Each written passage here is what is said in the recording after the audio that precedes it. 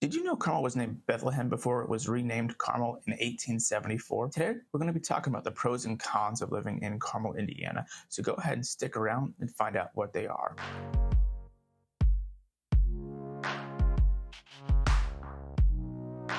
So what are the pros and cons of living in Carmel, Indiana? Is Carmel a good place or a bad place to live?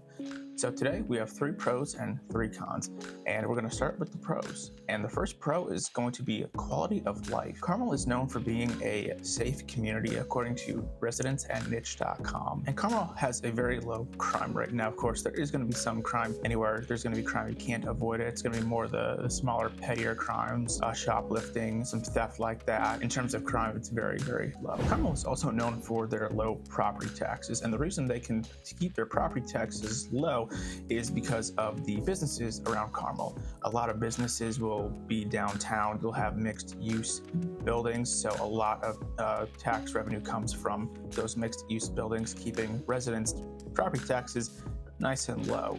And then they can also apply those taxes to roads, because Carmel has nice roads as well. Carmel has over 17 green spaces and parks. You also have the Monon Center, which is a big campus. It's over 3.5 acres. You have water parks, trails, indoor, you got a gymnasium, daycare, a lot of things that you can do there. And then during the summertime, it's great for outdoor activities, trails for walking, pavilions to eat at, picnics, whatever you want, and just have a good time with your family. Pro number 2 is going to be schools. Carmel has some of the best schools in the state and in the country. Carmel is made up of 3 middle schools, you got a high school, 11 elementary schools, and with 16,000 students within the school system. Carmel High School has a ton of things for students to do, tons of curriculum. You can learn performing and visual arts, you got sports programs, all the normal ones like football, basketball, you got track as well, planetarium, so you can learn about the different planets and solar systems. There's a freshman center. You also have work-based learning programs like construction, automotive, marketing, and even more.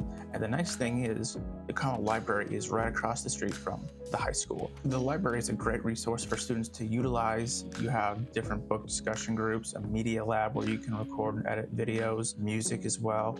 You also have book clubs, story times, and even more for younger kids. It's got stuff for everyone of all ages. Pro number 3 is going to be infrastructure. Carmel has a master plan that is modeled after various European countries.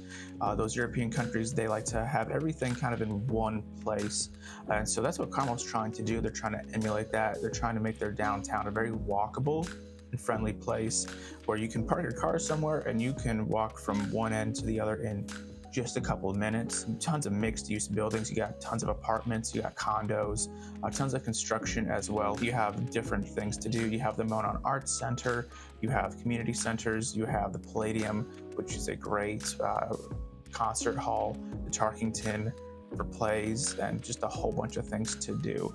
So that's a nice thing about Carmel, is just the infrastructure, how walkable it is and how friendly it is towards pedestrians to create a sense of community. And since Carmel tries to pride themselves in their infrastructure, they also take care of their roads.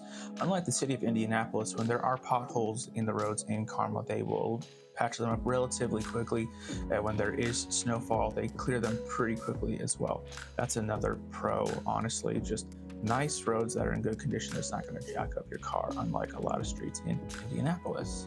If you're finding this video helpful and you want to know everything there is to know about Central Indiana, go ahead and subscribe below so you're updated each time I release a new video and you can stay up to date of everything going on in Central Indiana.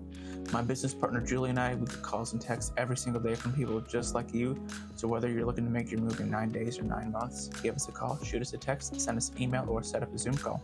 Now back to the video. Now let's move on to the cons. And con number 1 of living in Carmel, Indiana is going to be traffic and roundabouts. So with traffic, it gets really busy and during rush hour, especially if you're traveling north onto Keystone to get onto 116th Street.